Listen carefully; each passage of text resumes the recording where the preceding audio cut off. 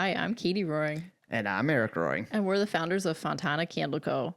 We took our hobby of making candles in our basement and turned it into $1 million candle business in 4 years. Welcome to the Candle Couple podcast. This is episode 19, the biggest challenges we have running $1 million candle business. Like and subscribe to follow along on our journey. Would you classify running our business right now as challenging? Yes.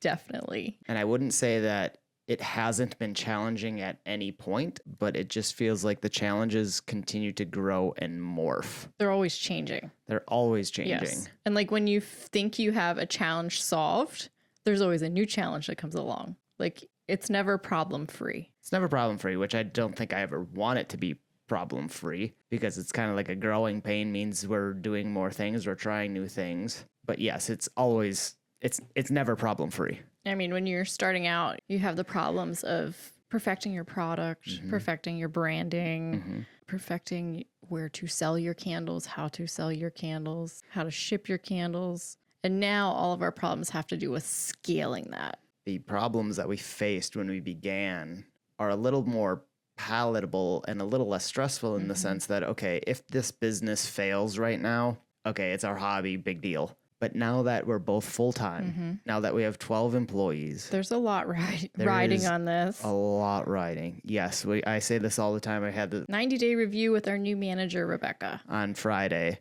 And one of the things I told her was being very candid of course I started this business because I wanted to be rich. But now that we have all these employees and all these people depending on this business, being rich has kind of fallen off to the wayside. I still want this to be successful, but who doesn't want to be rich? Right. It would be nice. It would be great. But that's not the main focus anymore. That's not our main focus anymore. Right. It's making sure this business is sustainable, that these people, and us included, can have and get our livelihoods from this business. And so with that has come a different stress of, I don't want this to succeed for my own benefit. I need this to succeed because we have 12 other people relying on us. Yes. And so that stress has changed and has become a bigger challenge to running this business. So like you said, when we started, it was, do we have the right jar? Is our label correct? Am I making enough sense? When you start, if you have a problem, say you did something wrong in your shipping, okay, you ship out maybe 5 orders wrong. Yep. Okay, that seems like a big deal when you're starting. But now if we make a mistake, we could ship out 2,000 orders wrong.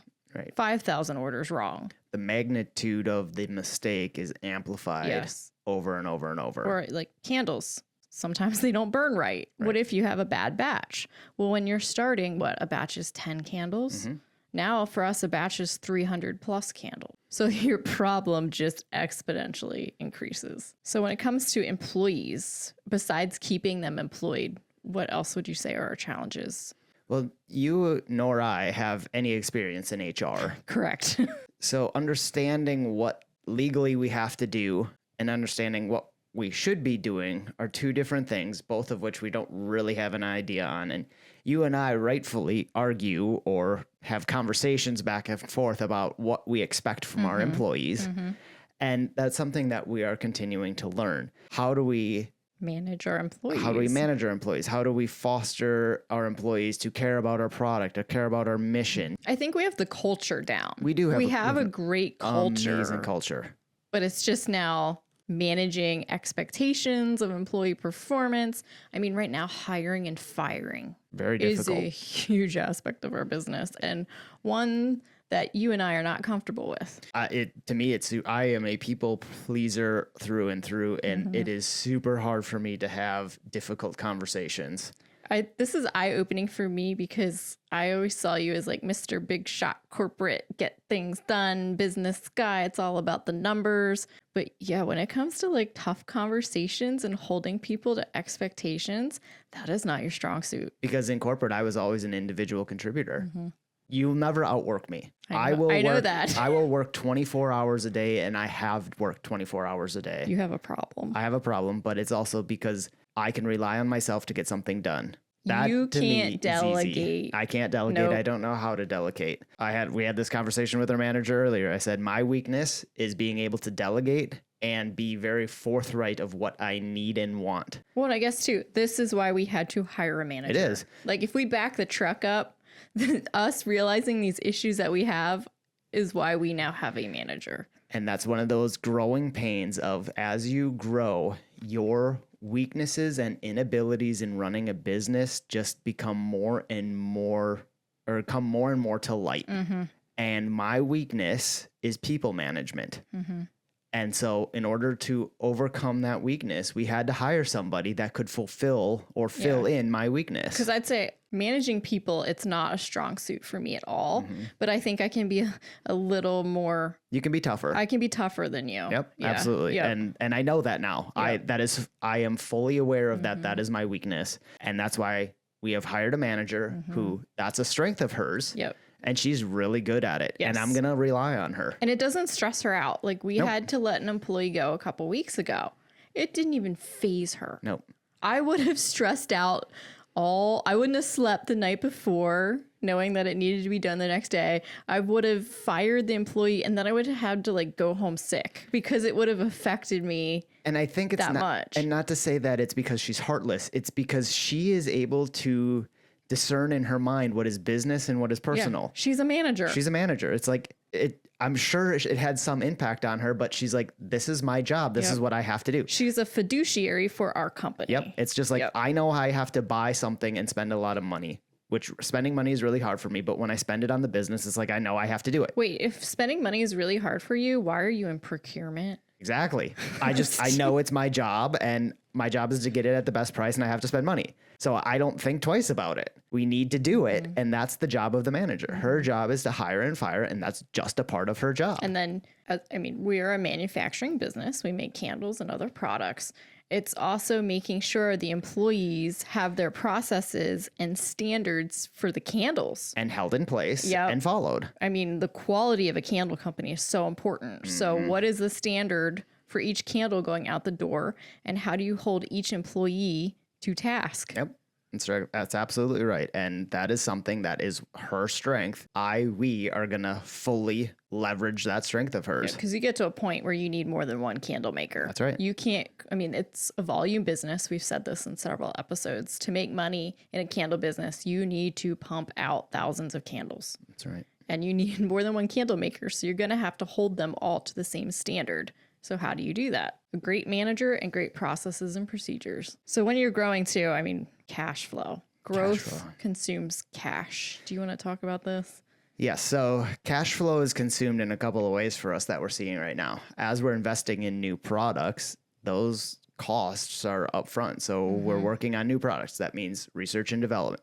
That means we're designing new product labels, which means a lot of packaging this year. So we are spending a lot of time on regulatory review. We're working with our package designer, which she costs money up front, putting up money for cutting plates and templates and printing plates. All these things are extremely expensive and cash you spend before you start receiving a dime from that new product. The lead time can be weeks to months. Weeks to months. You spend the money and it takes months to get the product out the door. We just put $25,000 down on a new product that we will not be able to sell until mid-July. And that's only half of the down payment. The remaining $20,000 is due in July before they ship the product. So that's $45,000 out the door. Before we can recoup one penny. That's not to mention the $10,000 we've sent of product to have them test the design for the new labels, regulatory review, your time developing the product. It's expensive. So this is a $55,000 project so far before selling anything. Yes. So, and we talked about in a previous episode, this is a seasonal business, candle business. So we're right now going into slow season where we really need to conserve cash for payroll for our dear team. Instead, we're spending on new products that we can't sell yet. Well, and to your point of being a seasonal business, so looking at our forecasting this year, we are looking at or needing to make about 1,200 candles a day, which is a lot of candles and is kind of undoable at this point right now. Well, with our current process and our current facility. Exactly. So what we're going to do is we're going to start manufacturing a couple months early and start building inventory and stock. But what that means is now we're spending that amount of money. We're spending basically volumes. To make fall candles, we're going to start making them early summer. Right. And what that means is we're going to have to start spending money that would be spent in the fall after sales pick up and we have more cash, we're going to have to pull that expenditure forward and spend it in June and July to build that inventory, which is just a further hindrance on cash. And so cash management is extremely, extremely important. Yes. And I think having you with the financial background has been such an asset for us, because I wouldn't know how to do any of this.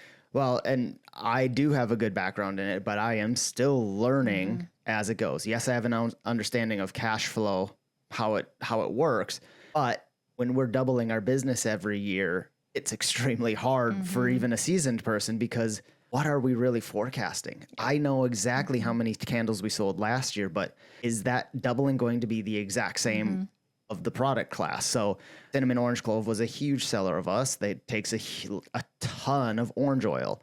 Am I going to need to buy double the orange oil, or are we doubling because our French press coffee sells even better? Which There's I can't so many take. unknowns. There's so many unknowns, and there's so much unplanned. So trying to balance how we're spending our cash right now is a balancing act. I forecast. I think I have 3 or 4 different scenarios. I have a software dedicated to forecasting our budget and our cash flow, and I play with scenarios all day. And I think too, what makes our cash flow more difficult is we have pledged to our team to keep them on full time. That's right. Even though it's a more seasonal business, because we really value having a core group of employees that really know our company and our products and our processes, but we have to pay them full time in the summer when there's Not full-time cash coming in. Yeah, exactly.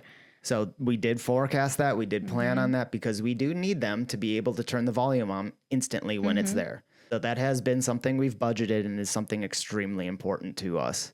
I would suggest to anyone at any stage, because okay, $50,000 at this stage of our business, that's kind of normal. Yep. Not to belittle, because that's so much money. But when we first started, $1,000 was a ton of money. I remember spending $120 on, I think it was like a wick purchase for one of our big orders. I was like, $120? That is so much money. When, you have $1,000 in sales a month, That's a over lot. 10%. Yep. So it's a ton of money, and it's just as you grow, the zeros following the number just continue to add up more and more and more. It's understanding the process of cash flow, regardless of what the number is. It can't go negative. So you have to look at your expenses, you have to look at your forecasts, you have to look at what you plan on spending and investing. You need to know how much you are going to spend, how much you are going to invest, and you need to have a good budget of what you think you will sell. And do not have it a pie in the sky number of, I think I'm going to double and triple every year. That's not realistic. We actually run with 2 budgets. We have a stretch budget, which is our goal of 2x, which is what we want. But we also have an operating budget of like a 1.75 growth. We run our business like we're only going to increase it by 75%. That's going to put a nice buffer into our expenses, into our revenues and cash flow, so that if something does happen and if our stretch goal doesn't become true, we aren't running our business like we're 2xing it and then running out of cash because we didn't 2x it. So we actually have 2 budgets. Sad thing is, when you don't need as much money, money comes everywhere. You can get money easily. But when you're starting, it's super difficult to find money. And that's where your diligence of estimating your cash flow, managing your cash flow, and projecting your cash flow is that much more important. So I guess since we're still on the topic of money, and it's April 30th today, so we just passed the tax deadline for the year. Let's talk about our other issue, which is taxes. So taxes are twofold. We have our LLC business taxes, which everyone does. We won't even get started in that, because the structure of a business can vary person to person. Talk to a professional on how to get structure a your business. professional accountant. If you do not have one, get one. Yep. And having a lawyer is great. You don't need to have them on retainer, but just to have a business lawyer in mind. Get a professional, get a tax accountant, get someone who can give you advice throughout the year. Your accountant doesn't just have to be there for April 15th. We talk to our accountant 2 to 3 times a year as a scheduled, and then throughout the year. I just sent them a note yesterday asking about help for recommendations on employee insurance. They are a huge resource for you. Use them. Use them throughout the year. It doesn't matter how big you are. They can help give you advice on setting up your business, on helping you understand cash flow with it. Use your accountant. Yep. Get a business accountant. They can keep you from having a big surprise at the end of the year with taxes. Absolutely get one. The other side of this now is sales tax. This is something that... Wait, can we go back? I mean, once you hit $1 million business, be prepared. You will pay a lot of taxes. If you are making money, yes. Like the last 2 years have paid a lot of money in taxes. We have. And that, again, that goes back to the structure of your business. That goes how well your business is run. Because if you're having $1 million in sales, but it costs you $1 million to make it, you're not going to have taxes because you didn't make any money. When you're making money, you have to have an idea of what to save up to pay your tax bill. Now, the other side of that is sales tax. So a couple of years ago or a few years ago, an economic nexus law was passed, and that had to do with Wayfair and South Dakota. Yeah, I was just going to say, isn't that Wayfair versus Wayfair, South Dakota. So basically what that means is as you hit a certain threshold of sales in e-commerce in any given state, each state is different, you have to start paying sales tax to that state. We now owe sales tax in 13 different states. So I am filing quarterly, monthly, yearly sales tax, depending on the state, all the time.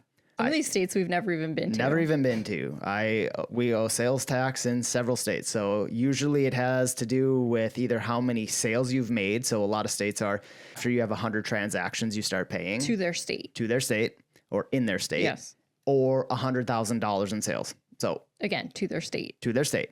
Because the dollar value of our transactions are small, we have a lot of transactions. And we hit that 100 threshold or that 1,000 threshold or whatever it is Number by of state. transactions. Yep, by state very quickly.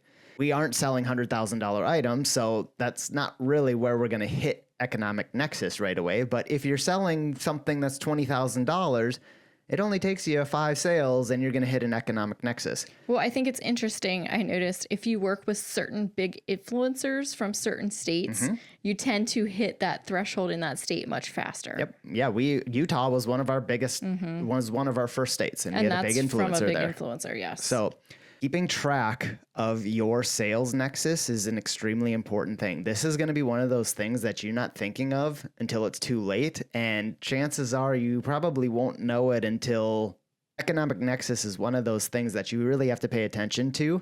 We actually we got a new software now that's helping us track our tax liabilities as well as pay and file the taxes, because some of the states I pay monthly. Some of the states I pay quarterly. Some of the states I only pay once a year. It's just a mess. It's a mess. It's a full-time job. And if you aren't aware of them, it can sneak up on you really quickly.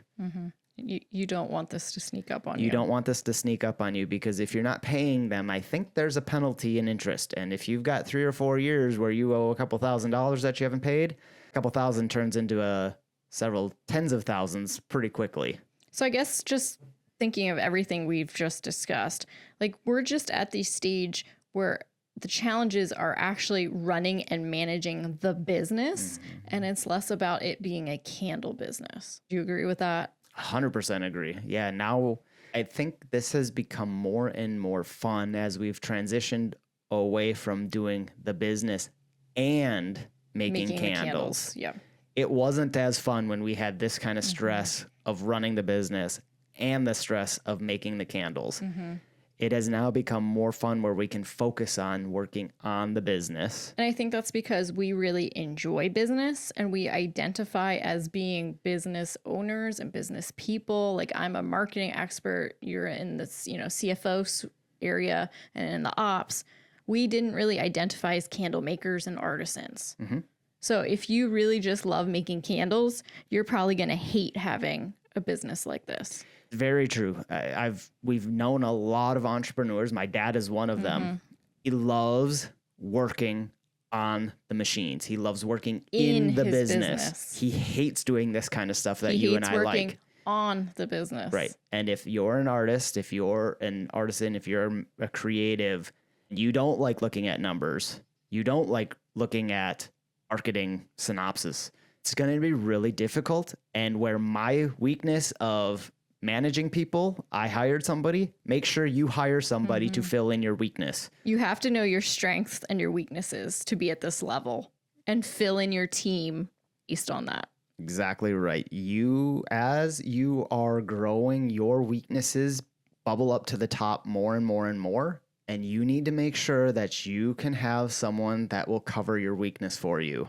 Biggest strength I have is knowing what my biggest weaknesses are and filling somebody in that can take that over for me. And I'll say too, at this level, if you try to do it all, you will burn out. You will 100% burn out, because we were there. We worked 20+ hour days for months straight, and it's not fun. Yeah, I don't care how much you like doing something. It's not possible to do everything that needs to be done on a business of this size. Nope. And that leads us into our work-life balance. We did not have that, and we are just rounding the corner. We're getting of having it back. That. It's slow. It's exciting though. It's extremely exciting because we can start our day at 5 a.m. now, and at 3:30, we're kind of done for the day. Well, a lot of days too, we start our day at 5 because we're early birds. We do that by That's choice. 100% That's by by choice. But a lot of times now we can leave our facility by 1. And Rebecca's got the rest of the day. And then if you come home, you can choose to keep working. Sometimes I go for a run or I play with the dogs. We are having more of a work-life balance. Yep. We can get away with not working on the weekends as much. And what that has allowed us to do as a workaholic saying this, it actually makes our work quality so much better. We have been, in the 3 months that we've had Rebecca and having her, allowed her to run the floor and allowing us to work on the business, our productivity has gone through the roof. We've launched new products. We've gotten ahead on new products. We're actually ahead for holiday this year. First time ever. First time ever. We are launching 2 new products, and it's been amazing. And that's what's going to allow us to further facilitate the growth.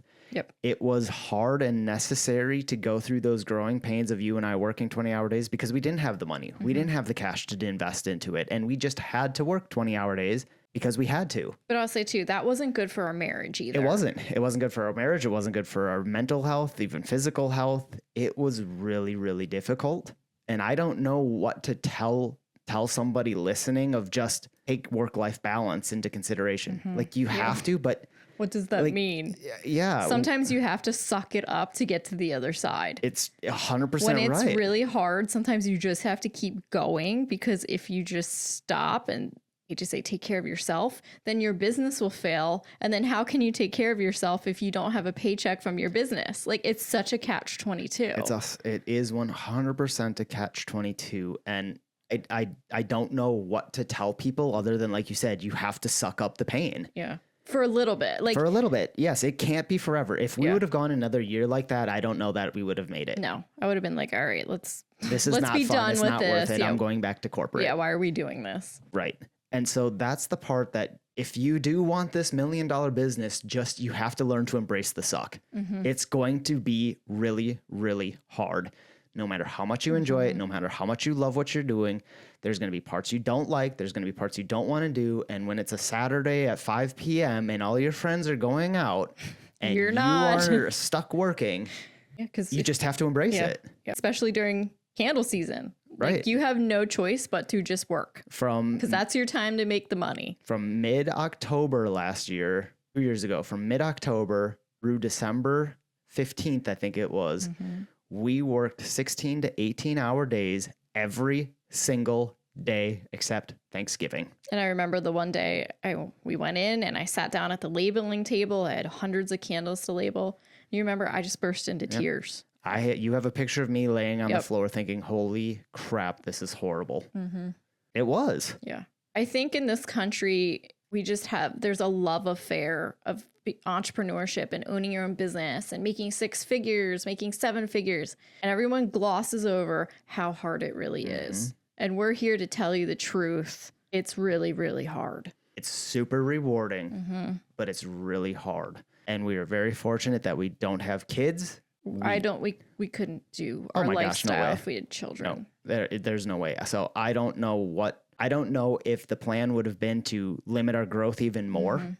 I don't know if it would have been just we wouldn't be here, but there is no way around. I don't know what we could have done differently, even looking back. Starting with more money.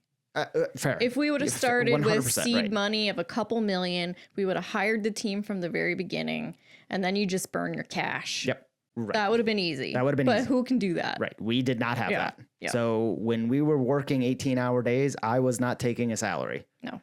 Everything went back in. And I think in a previous episode, we said it took us 3 years to take any money out of our business for ourselves. Yep. And it's super hard. It's super rewarding. We are starting to come around the corner. Very, very fortunate, very blessed to be able to be here. Well, it's my birthday weekend, so I just turned 34. And just looking back on the last year, like I feel very blessed. We're very blessed. We are very blessed. I love our team. Our team, it feels like family. I love going to work on Monday. I never don't want to go to work. Yep. It's just, it's very rewarding right now. It is very rewarding, and it is super, it makes me appreciate where we are today, knowing where we've come from. And I think that gives us buy-in with our team. Yes. I think they work so hard for us because they know what we had to do to get there. Yeah. Because they also saw us go through that. We were on the floor with them. I was mopping a flooded women's bathroom last year. Yep. I will do everything. Last year at Holiday, I was picking for the shipping team. Yes, we will do everything, and they know that. And I think that's why we have such a buy-in with our team is because they respect us. 100%. We aren't just some trust fund baby with tens of thousands of dollars to plug into this business and go on fancy vacations. Yeah, and while we sit at home doing who knows what, like they know what we've done. Yep. And they know we will always help them. Exactly. So in summary, as we've grown, our challenges continue to change and morph. And maybe grow with us. Managing your cash flow is extremely important at any and every stage of your business. Planning for your expenses, understanding a budget, and forecasting for that cash flow is extremely important. Managing your people and covering and finding people who can counter your weaknesses is utmost importance. Know that as you grow and scale, there is going to be a work-life imbalance, and it is going to be very hard unless you are independently wealthy and can just hire people right away.